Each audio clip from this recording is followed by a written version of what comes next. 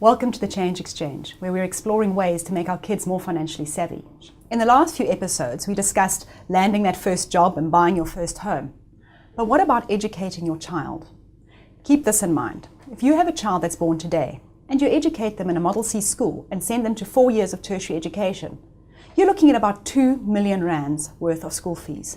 So it's best to start planning. When starting a savings plan for your child, you need to be realistic about what your goal is.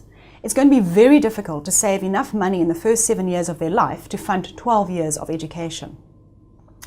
Rather focus on meeting that gap between your salary increase and school fees, as well as things like textbooks and school tours. When I talk about the gap, I mean that gap between your pay rise and the increase in the school fees. It's likely that school fees will increase by more than your salary each year. Education costs rise by about 9 to 10% a year, whilst most salary increases are not that high. If you earned 10,000 Rand a month in 1990 and spent 500 Rand a month on your child's education, you would have been spending about 5% of your income on education costs.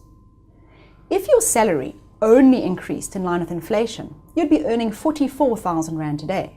However, the cost of providing your child with the same education would have increased to 7,400 Rand per month, which now makes up 17% of your income. This means that the amount you spent on education relative to your income has tripled. This is the gap that creates financial difficulty. So your first goal is to save so that education costs do not take a bigger bite out of your household finances each year. Your second goal is to fill the gap between high school and primary school fees, as you will be paying around 20% more once your child starts high school. Even primary school fees often increase with each grade, over and above the normal annual fee increases. So let's break this down into a plan. If your child has not yet started school, put away the amount that you will be spending on school fees. In this way, you'll get used to living on a budget that includes school fees and starting a savings plan.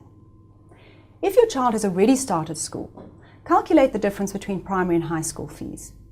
You will then have a realistic budget of what it will cost you for the next 12 years of education, whilst building up enough money to supplement those high school fees. So you have a plan, but where are you going to save? Whatever investment you select must keep up, in fact it must grow ahead of inflation in order to keep up with those school fee increases. And here's a tip. Take advantage of a tax-free savings account by opening one in your child's name.